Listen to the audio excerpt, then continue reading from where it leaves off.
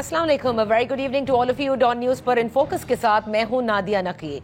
हुकूमत इस वक्त माशी फ्रंट पर बड़ी मुतमईन नजर आती है, क्योंकि आपने उनके मुख्तलिफ वज़रा के बयान भी सुने होंगे जिसमें वो ये दावे करते हैं कि तमाम तर इशारे बेहतर होते जा रहे हैं, मुआशी इस्तेहकाम आ रहा है, मईशत दुरुस्त सिमत में है, फॉरेन इन्वेस्टमेंट की भी नवीद सुनाई गई है।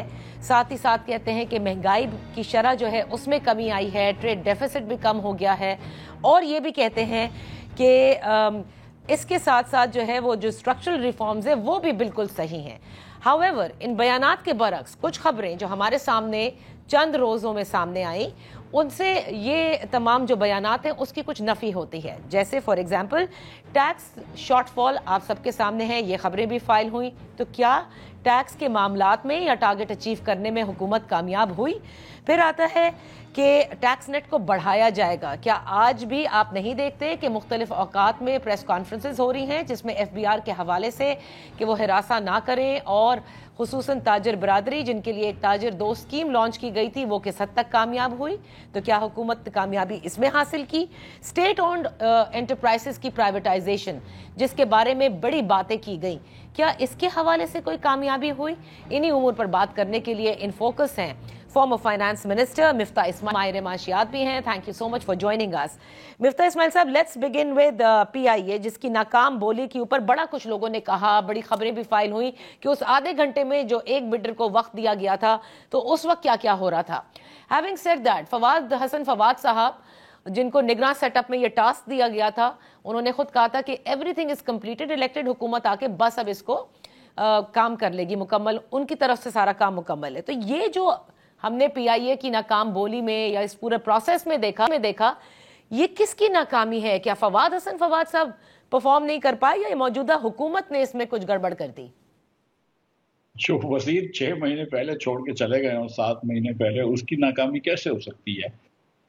जब उन्होंने कंसल्टेंट भी रख लिए थे, इश्तिहार भी दे दिए थे, पार्टीज भी आ गई थी। सच्ची बात यह है कि ये हुकूमत की, हाँ बज़ाहिर तो नाकामी है, लेकिन हुकूमत का कहीं से मुझे लगता है कि इरादा ही नहीं था कि ये प्राइवेटाइज किया जाए, या हुकूमत में इतने गट्स ही नहीं थे कि प्राइवेटाइज किया जाए, इतनी बैकबोन ही नहीं थी कि जो फैसला साजी करनी चाहिए थी वो की जाए। किन्होंने मुश्किल से मुश्किल एक शराइत डाली प्राइवेटाइजेशन की पार्टीज के ऊपर, ये समझते रहे कि यही होशियार हैं और जो लोग खरीदने आ रहे हैं वो पागल हैं। तो एक एक करके जो है वो पार्टियां चली गई, एक आखिर में रियल एस्टेट वाला रह गया और वो भी 10 बिलियन रुपए लगा के चला गया, और उसका भी मतलब कोई इरादा नहीं था लेने का, आई गैस, जब वो ऐसी बातें कर रहा है कि मैं प्लॉट सामने दे देता हूँ। और सच्ची बात यह कि आपने PIA की ये जो इस वक्त नाकामी हुई है हुकूमत की, इसमें इस साल का नुकसान जो कि 6 महीने में 100 अरब रुपए से ज़्यादा हो गया है, और अगले साल का नुकसान, तो ये 200-250 अरब रुपए की हुकूमत पाकिस्तान को या मुझको और आपको और पाकिस्तान के लोगों को नुकसान होगा, और इसकी जिम्मेदार जो है वो सिर्फ हुकूमत पाकिस्तान है। तो अच्छा, इसमें इसके पीछे जाहिर है एक तो बहुत होती है कि संजीदगी नहीं है, करना नहीं चाहते, लेकिन कुछ लोग ये भी कहते हैं कि इसके पीछे भी माफियाज हैं, स्टेटस को शामिल है। बल्कि शब्बर जैदी साहब तो यहाँ तक उन्होंने कहा कि मैं बहुत बड़ी बात कहने जा रहा हूँ कि शायद किसी फॉरेन को जगह देने के लिए भी ये किया गया हो। नहीं, देखें, कोई फॉरेनर PIA को नहीं लेना चाहता है। किसी को लेना हो PIA को तो खुशी से ले ले, अगर हम उसको बेच देते, लेकिन कोई फॉरेनर लेना नहीं चाहता है। वैसे ही कवानीन के तहत 50% से ज़्यादा एयरलाइन पाकिस्तान में कोई फॉरेनर ओन नहीं कर सकता है। दूसरा, इनको ये बेचनी नहीं थी, और ये 200 अरब रुपया नुकसान हुकूमत का हुआ है, लेकिन हुकूमत अवाम का हुआ है, लेकिन हुकूमत को तो फ़ायदा है। ये PIA के इनको एक मद अपनी मर्जी की सीटें मिल सकती हैं, गाड़ियां PIA की तरफ से इनको मिलती हैं, दूसरी मराद PIA की तरफ से मिलती हैं। नुकसान तो मेरा और आपका हुआ कि 200 अरब रुपए चले गए। पाकिस्तान के जो इस साल और अगले साल का नुकसान होगा, और जो एविएशन मार्केट खुल जाती, ये ऐसी रिक्वायरमेंट इन्होंने रखी थी कि जिसके अंदर कोई अच्छा एसेट भी होता तो वो भी लोग चले जाते। ये तो इतना बुरा एसेट था, इसको कौन बढ़ के बोली देगा? तो नहीं, मेरा नहीं ख्याल है कि कोई फॉरेनर को देनी है इनको मतलब इनको बेचनी नहीं थी। तो फिर मिफ्ता साहब, व्हाट अबाउट IMF? क्योंकि IMF तो आपको बार बार कहता आया है कि ये जो स्टेट ओन्ड एंटरप्राइज या जो ब्लीड कर रही हैं इसकी प्राइवेटाइजेशन होना लाजिम है। अगर पहले जिसकी ट्रांजैक्शन औरंगजेब साहब फाइनेंस मिनिस्टर ने कहा था जुलाई तक मुकम्मल हो जाएगी, अप्रैल में ही हैड सेड दैट, वो भी नहीं हो सकी, तो फिर बकिया का हम क्या सोचें कि स्टील मिल्स का क्या होगा, आपकी डिस्कोस का क्या होगा? دیکھیے پورا پرائیویٹائزیشن پروگرام جو ہے اس کی وجہ سے سیٹ بیک میں آ گیا ہے. اورنگزیب صاحب میری اطلاعات کے مطابق تو اپنا ہاتھ دھو چکے ہیں اس پروسیس سے, اور یہ جو ہے پروسیس علیم خان صاحب اور سیکرٹری صاحب اور چیئرمین صاحب جو پرائیویٹائزیشن کمیٹی کے ہیں ڈار صاحب یہ چلا رہے ہیں, اور یہ ایک دم نان سیریس ایٹیچیوڈ لے کر بیٹھے ہوئے ہیں. اگر ان کو پرائیویٹائز کرنی ہے, مجھے نہیں لگتا کہ ان کو پرائیویٹائز کرنا تھا.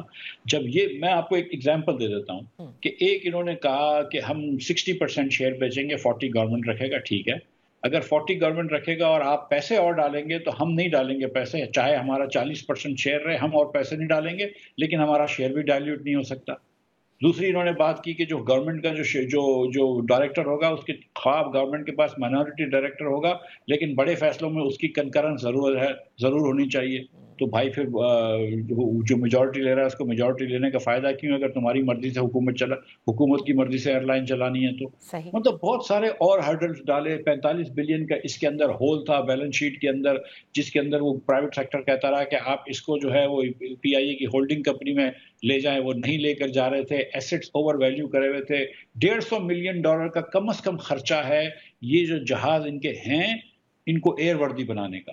تو جو آدمی آئے گا اس کو پہلے $150 ملین اس میں ڈالنے پڑیں گے صرف جہازوں پہ ایئر وردی بنانے کے لیے, کیونکہ آپ کی آدھی فلیٹ بیٹھی ہوئی ہے.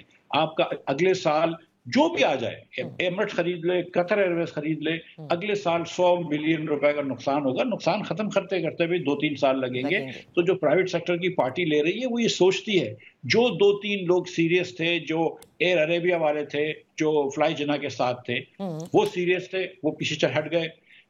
پیگاسس ٹرکش جو ایئر لائن ہے وہ ٹبا یونس برادرز کے ساتھ تھی, وہ پیچھے ہٹ گئی.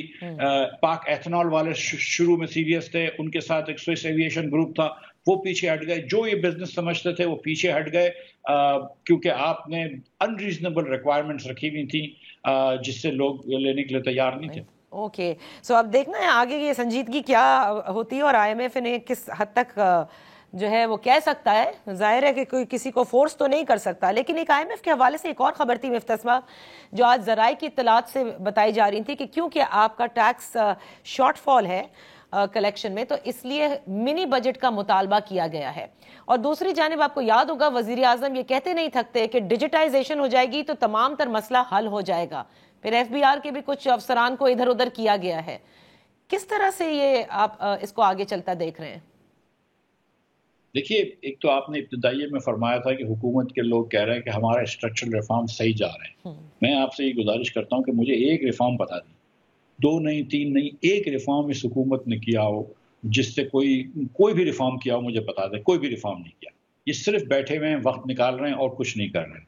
ایف بی آر کا تو اس وقت بھی ہم جیسے لوگوں نے اور بہت سارے اور لوگوں نے کہا تھا کہ بھائی کبھی بھی آپ کو اتنا زیادہ ریونیو نہیں مل سکتا جتنے بھی آپ ٹیکس لگا لیں, اور خاص طور پہ جب آپ کی معیشت اتنی بیٹھی ہوئی ہو, 3% تک گروتھ نہیں آ رہی ہو, تو آپ ریونیو کہاں سے لے کر آئیں گے. آپ جو ہے نوکری پیشہ لوگوں کے اوپر 40% ٹیکس لگا لیا, بزنس انڈیویجولس کے اوپر 50% ٹیکس لگا لیا, لوگوں کے پاس ادھر پیسے ہی نہیں ہیں. پھر بجلی کے بل جب وہ دیتے ہیں تو ان کے پاس کوئی ڈسپوزیبل انکم رہتی نہیں ہے کہ جس کو وہ خرچ کریں گے, جس سے آپ کا سیل ٹیکس آئے گا. امپورٹ آپ کر نہیں پا رہے, آپ مرے ہوئے, اکانومی چل نہیں رہی, تو آپ کا کسٹم ریونیو کم ہو گیا. سو یہ بڑی غلط ٹارگٹس تھے ان کے سیٹ تھے. ان کو یہ بات کی سمجھ نہیں تھی یا سمجھنا چاہ نہیں رہے تھے کہ یہ کبھی جو ان کے ٹارگٹس تھے وہ پورے نہیں ہوں گے. اور اگر آپ خدا نہ خواستہ, مجھے تو سمجھ میں نہیں آ رہا کہ منی بجٹ لائیں گے تو کس چیز پہ ٹیکس لگائیں گے, کیونکہ دودھ پہ آپ نے ٹیکس لگا دیا ہے, پینسلوں پہ آپ نے ٹیکس لگا دیا ہے, ہر چیز پہ آپ نے ٹیکس لگا دیا. تو اب رہ کیا گیا ہے ٹیکس لگانے پہ؟ قبر پہ رہ گیا ہے ٹیکس لگانا, شاید وہ بھی حکومت لگا دے, لیکن اس کے علاوہ آپ ٹیکس لگائیں گے کیا؟ اور اگر یہ منی بجٹ لے کر آئیں گے, میں آپ کو پھر یقین دلا رہا ہوں کہ آپ معیشت کو مزید دھکیل دیں گے نیچے, اور غربت اور بڑھ جائے گی. 10.5 کروڑ لوگ آج خطے غربت کے نیچے ہیں.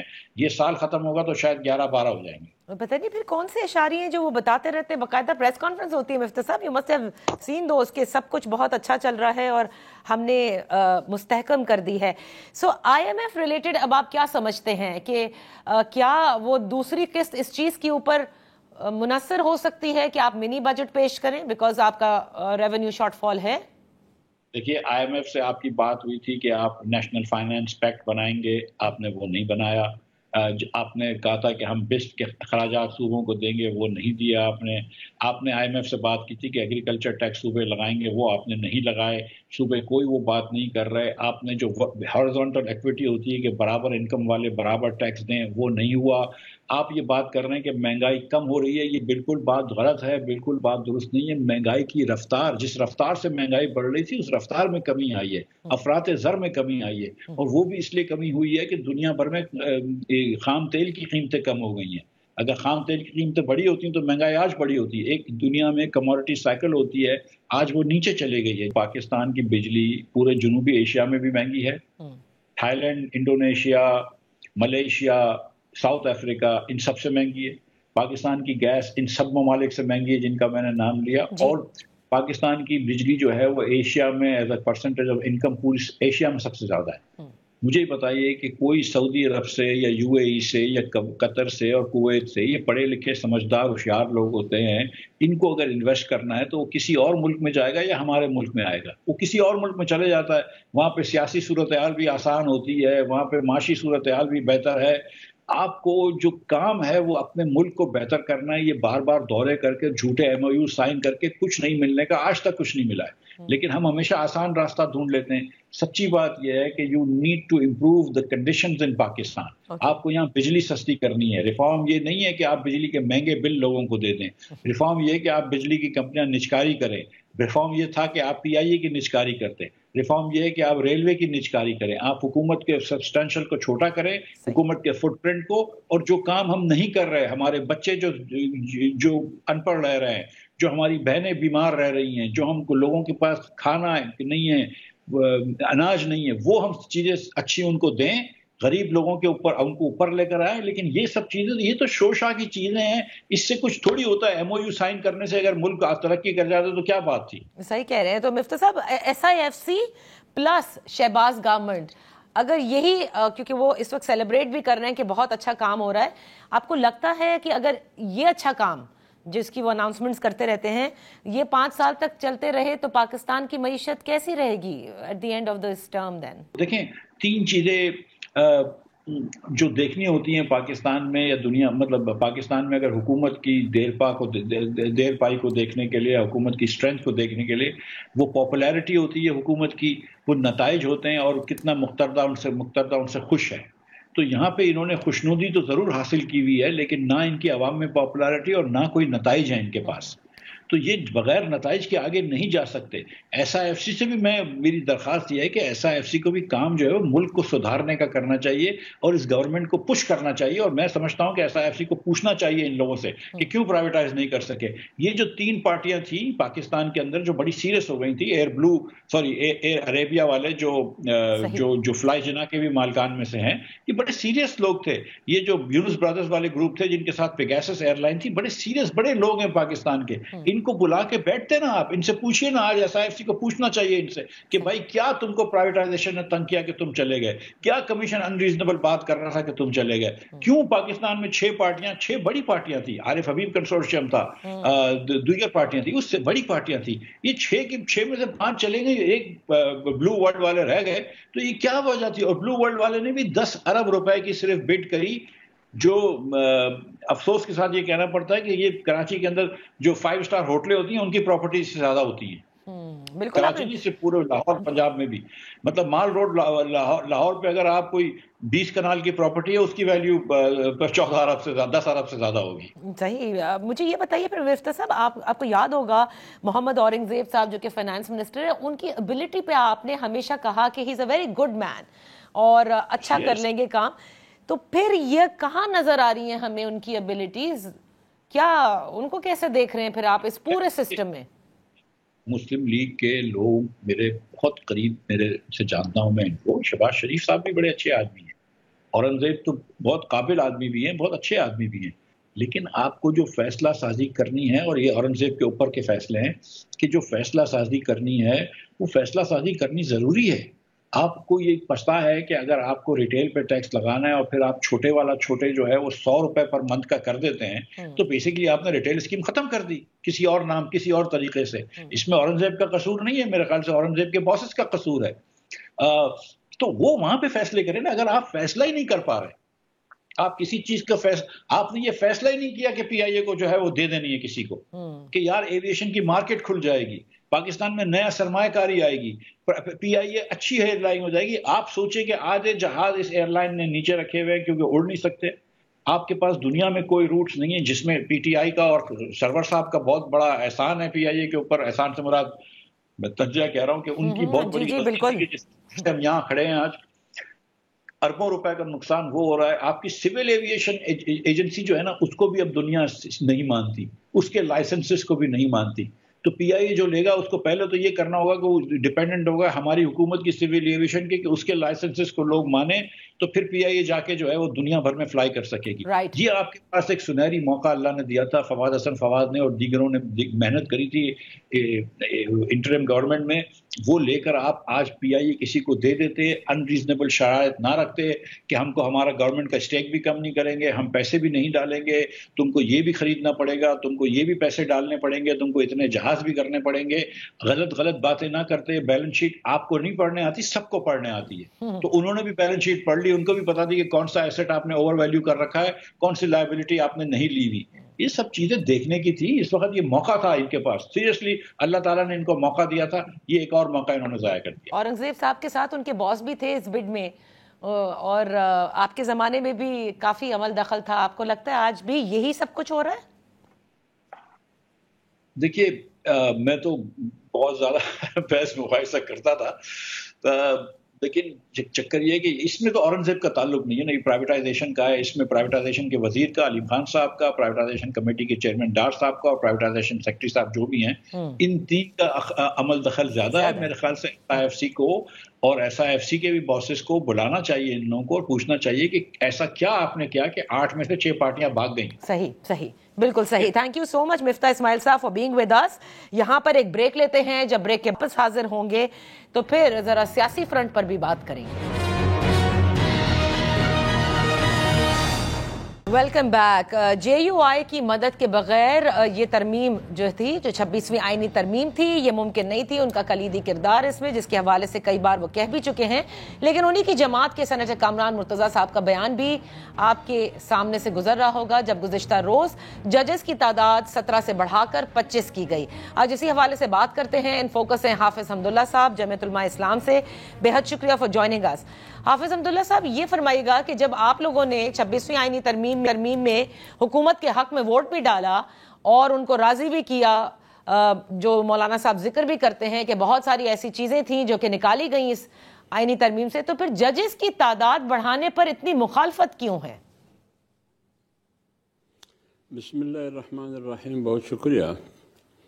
دیکھیں نادیہ، اس سلسلے میں تو میرے خیال میں اس میٹنگ میں اگر موجود رہے تو وہ کامران صاحب تھے وہاں، کامران مرتضیٰ صاحب، وہ تفصیل بتا سکیں گے. لیکن جہاں تک ان کی گفتگو میں نے سنی ہے یا جہاں تک مجھے علم ہے، اس لیے ہم نے مخالفت کی کہ اگر آپ واقعی اس بنیاد پر ججز کی تعداد میں اضافہ چاہتے ہیں تو پھر آپ نچلی سطح سے لوور کورٹ سے شروع کریں، کیونکہ اوپر سپریم کورٹ میں اگر آپ کہتے ہیں کہ کیسز زیادہ ہے، برڈن ہے، بوجھ ہے سپریم کورٹ کی ججز پر جو موجودہ تعداد ہے، لہذا تعداد میں اضافہ کرنا ضروری ہے اس بنیاد پر کہ کیسز زیادہ ہے.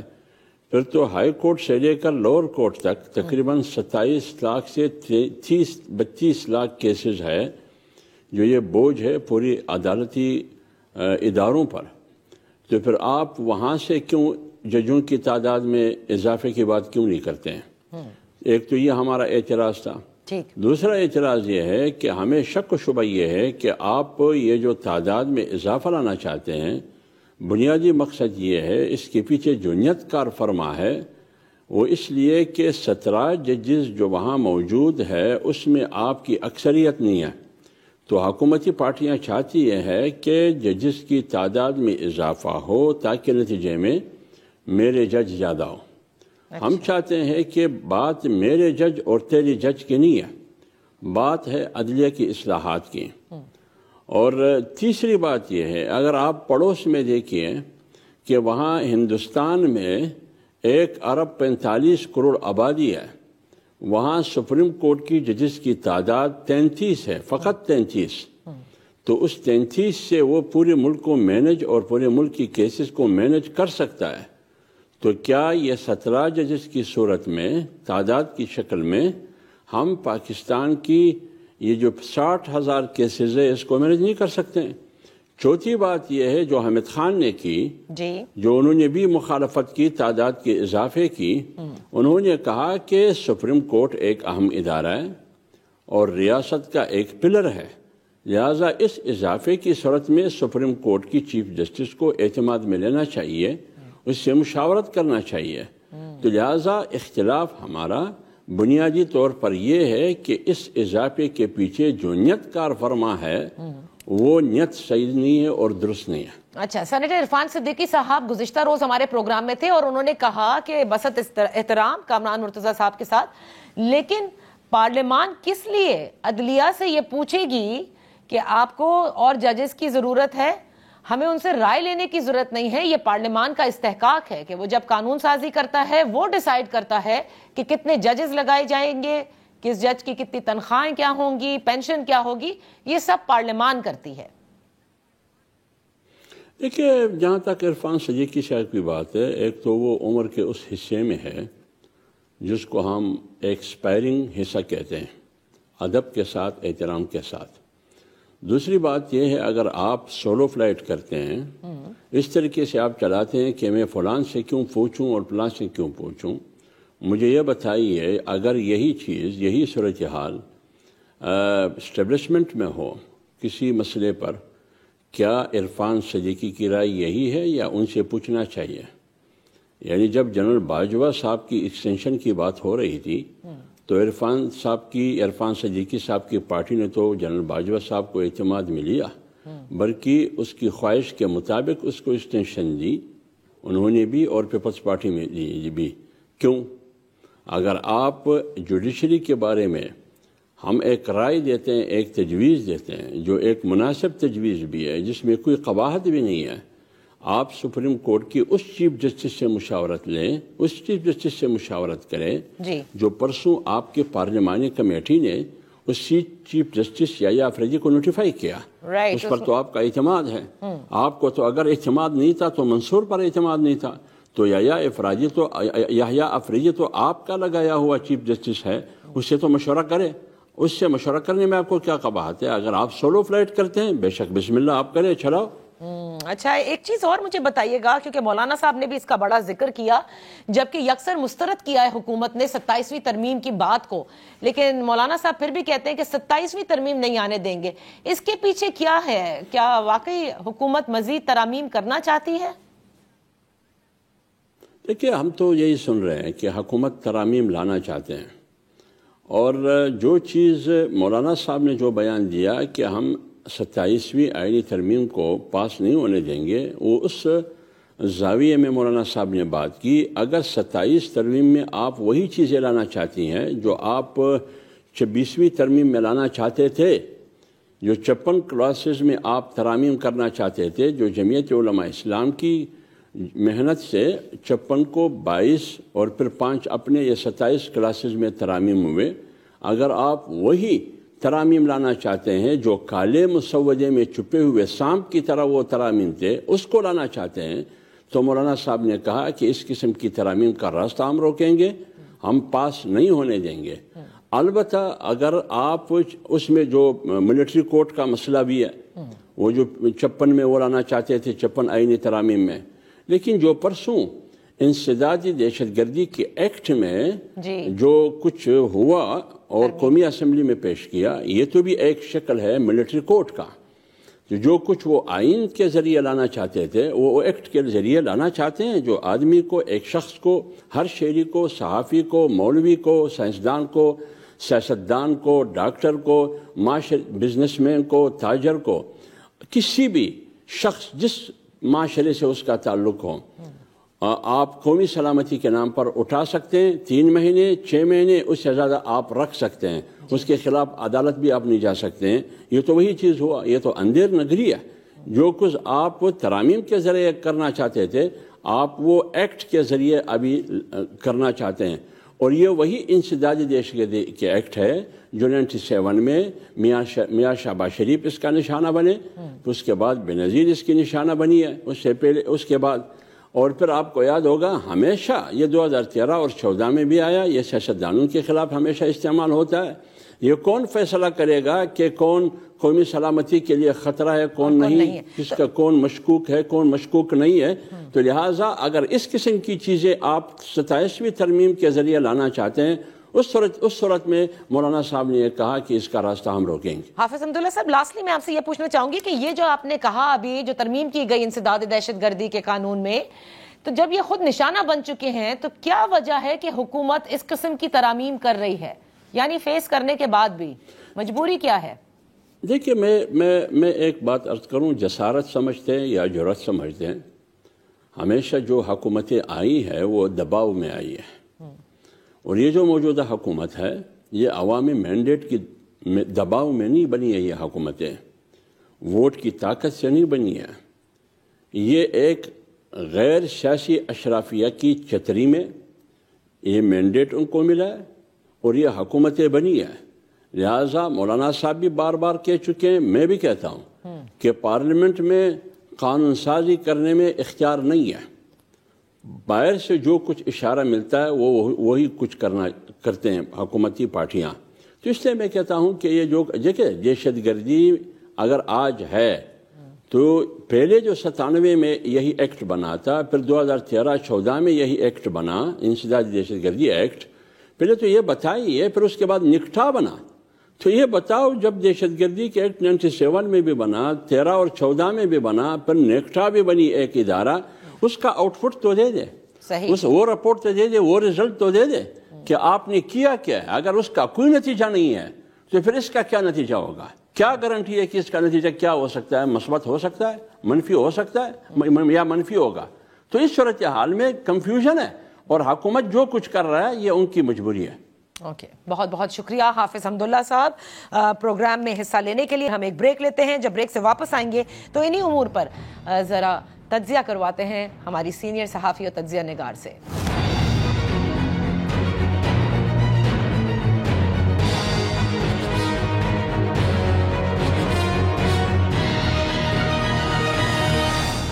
ہمارے ساتھ سینئر صحافی اور تجزیہ نگار آسمہ شیرازی صاحبہ ہیں۔ Thank you so much for joining us Asma.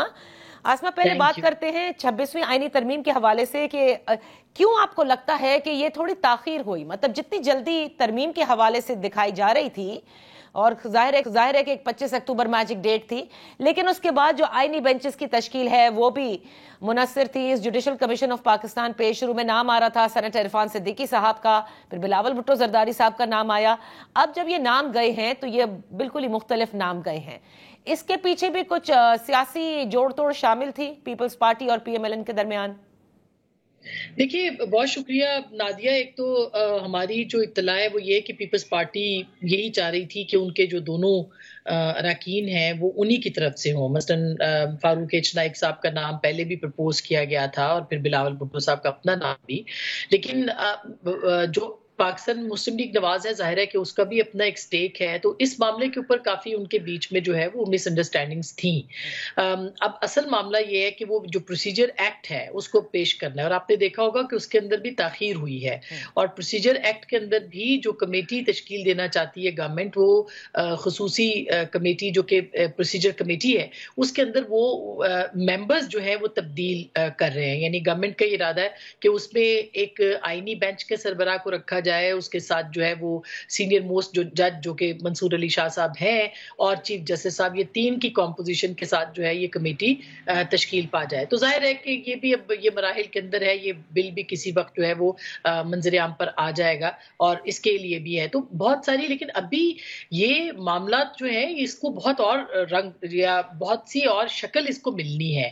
یہ حتمی شکل نہیں ہے۔ جب آئینی بینچ کا سربراہ لگایا جائے گا، جب اس کی نامینیشن ہوگی جس میں کہ اب یہ کہا جاتا ہے، یعنی جو حکومتی ذرائع سے لوگ بات کرتے ہیں کہ جسٹس یحییٰ کے بعد کے جو لوگ ہیں ان کو کیا جائے گا، اور پاکستان پیپلز پارٹی اس بات کے اوپر مصر نظر آتی ہے، جو ذرائع بتاتے ہیں کہ منصور علی شاہ صاحب کو بھی اس کے اندر شامل کیا جائے. تو اگر منصور علی شاہ صاحب کو شامل کیا جاتا ہے تو پھر منیب اختر صاحب کو بھی شامل کرنا پڑے گا، کیونکہ وہ پھر سینئر موسٹ جو ٹاپ سے ہیں وہ دوسرے نمبر پہ وہ بنتے ہیں. تو اس لیے دیکھنا یہ ہے کہ کیا ان کو بھی شامل کیا جائے گا، یا پھر یحییٰ آفریدی صاحب کے بعد جو جسٹس امین الدین خان صاحب ہیں اور مندوخیل صاحب ہیں، ان دو تین جو ان کے بعد کے لوگ ہیں ان کو شامل کیا جائے گا. تو یہ کافی دلچسپ ہوگا کہ حکومت جو ہے وہ کس طرح سے آئینی بینچ کے جو سربراہان ہیں ان کو نامینیٹ کرتی ہے. یہ جو پریکٹس اینڈ پروسیجر ہے جسے امینڈمنٹ کے ذریعے پھر نافذ العمل کیا گیا، اس میں تبدیلی کی گئی، چیف جسٹس یحییٰ آفریدی صاحب کے حلف کے بعد جو انہوں نے ایک دم سے پرو ایکٹو سٹیپس لیے، جس میں فل کورٹ کا اجلاس بھی ہوا اور دیگر اجلاس بھی انہوں نے کنوین کیے، اور جو کمپوزیشن تھی جس میں جسٹس منیب اختر، جسٹس منصور علی شاہ صاحب کو شامل کیا گیا، آپ کو لگتا ہے کہ اس کے بعد کچھ حکومت میں گھبراہٹ رہی ہے، اور جیسے آپ نے کہا کہ ابھی مزید شکل اس کی اور ہوگی، یہ کمپلیٹ شکل نہیں ہے جو 26ویں آئینی ترمیم کی ہے،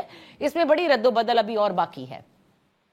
بالکل نادیہ، اس کی سب سے بڑی وجہ یہ ہے کہ جو یحییٰ آفریدی صاحب نے، جیسے آج آپ نے دیکھا ہوگا کہ جو ان کے ایک ایسوسیٹ تھے جو کہ ڈیپوٹیشن پہ تھے، لاہور بھیج دیے گئے تھے، قاضی فائز عیسیٰ صاحب نے ان کو واپس بھیجا تھا، اب آج ان کو یحییٰ آفریدی صاحب نے واپس بلا لیا، منصور علی شاہ صاحب کے جو کلوز ایڈ تھے یا جو ان کا دیکھتے تھے کام. تو اب بات یہ ہے کہ ایک تو وہ پھر ان کو اس کمیٹی میں ڈال دیا جس میں سے وہ پہلے نکالے گئے تھے، گو کے پروسیجر ایکٹ کے بعد شاید صورتحال اور ہو، اور منصور علی شاہ صاحب پھر بھی اس میں شاید رہیں گے. اس کی سب سے بڑی وجہ یہ کہ حکومتی حلقوں میں بھی اور خاص کر کے پیپلز پارٹی کی طرف سے پریشر ہے کہ منصور علی شاہ صاحب کو جو ہے وہ ان کی جگہ ملنی چاہیے، اور ایک بڑی سٹرونگ آواز بھی ہے کہ اگر آئینی بینچ کے سربراہ کے طور پہ بھی ان کو کنسیڈر کیا جائے تو غلط نہ ہوگا.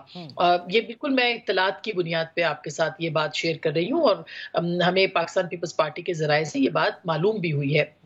تو وہ تو ایک معاملہ ہے، لیکن جیسے ہی یہ جو اقدامات کی آپ نے بات کی ہے، یہ گڈ ول اقدامات ہیں جسٹس یحییٰ آفریدی صاحب کی جانب سے. ایک تو وہ بہت پرانے دوست ہیں منصور علی شاہ صاحب کے، اور ان کی ایک فرم آپ کو پتہ ہے، لا فرم، جو کہ ان کے تینوں کے ساتھ ہے، ترمن اللہ صاحب بھی اس کا حصہ رہے ہیں، 50 برس کی ان کی دوستی ہے.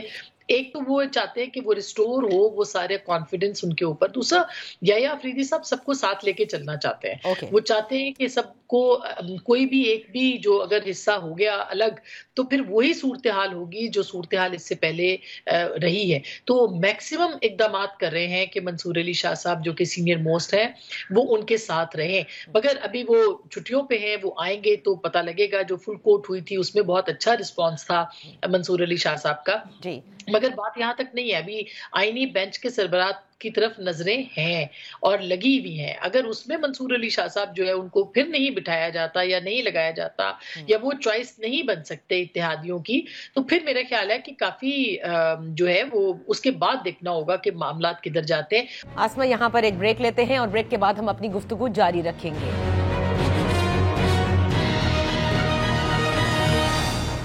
Welcome back. ان فوکس ہیں سینئر صحافی اور تجزیہ نگار آسمہ شرازی صاحبہ. آسمہ، یہ بڑی خبریں ہیں، جو کچھ بھی احوال بتائے جا رہے ہیں عمران خان صاحب کے اڈیالہ جیل میں، اس کے بعد گزشتہ روز سے آپ نے دیکھا کہ جو رپورٹرز ان کو کور کرنے جاتے ہیں وہ یہ کہتے ہیں کہ عجیب سی خاموشی آ گئی ہے، ورنہ عمران خان صاحب ملنے کے بعد جو ہے وہ بہت کچھ کہتے ہیں، اور کئی تو یہاں تک کہتے ہیں کہ یوں لگتا ہے کہ جیسے سافٹ ویئر اپ ڈیٹ ہو گیا ہو.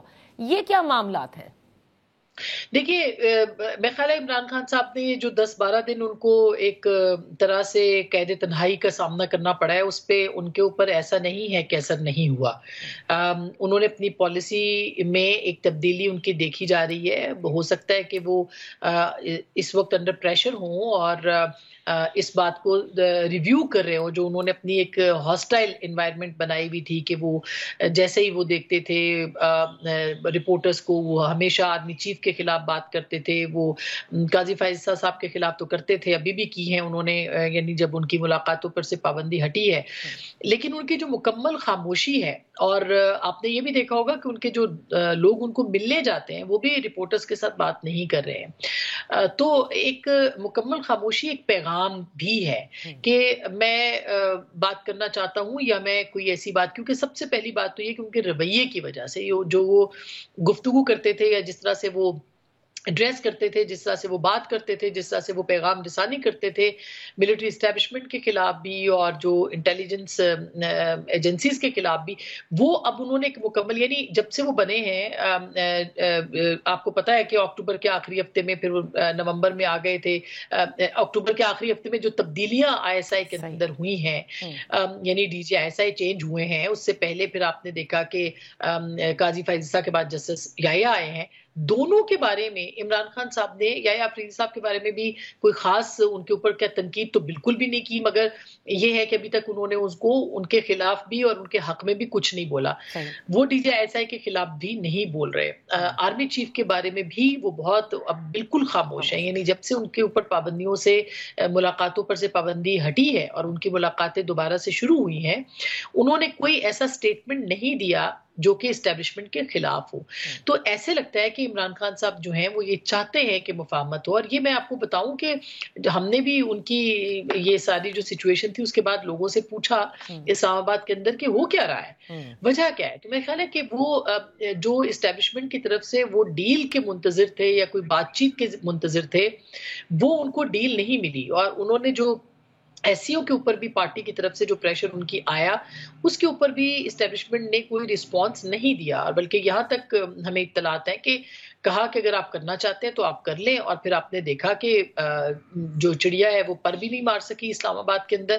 تو ان کو سمجھ میں تھوڑا سا لگتا ایسے ہے, کل کا کیا پتا کیا وہ کہہ دیں, مگر کہ ان کو ہلکا سا اندازہ ہو گیا ہے کہ اس طرح سے جو ہے وہ بات نہیں بنے گی. اور آپ نے پھر یہ بھی دیکھا ہے کہ دوسری طرف علی امین گنڈاپور صاحب بھی ہیں اور وہ احتجاجی کمیٹی اور احتجاج کے حوالے سے بھی بات کر رہے ہیں, اور وہ سمجھتے ہیں کہ احتجاج جو ہے اس کو استعمال کیا جا سکتا ہے. اور ابھی تک یہ دھمکیاں ہیں کہ ہم اتنے لاکھ لوگ لے کے آئیں گے اور اسی کے اوپر رہائی ہوگی اور سڑکوں پر فیصلہ ہوگا, جو سلمان اکرم راجہ صاحب نے کہا. تو یہ بھی ساتھ ساتھ چل رہا ہے, لیکن بہت اچھے طریقے سے عمران خان صاحب کو لگتا ہے کہ سمجھ میں آ گیا ہے کہ یہ بات سڑکوں پر نہیں بنے گی, یہ بات اسی طرح سے بنے گی جیسے پہلے ان کی بات بنی تھی. اور اس کے لیے ان کی خاموشی جو ہے وہ ایک پیغام ہے, اور ہو سکتا ہے کہ یہ مفاہمت کا پیغام ہو ان کی جانب سے. بہت بہت شکریہ آسما صاحبہ for being with us on in focus. اسی کے ساتھ پروگرام کا وقت ختم ہوتا ہے. کل آپ کی خدمت میں پھر حاضر ہوں گے. اجازت دیجیے, اللہ حافظ.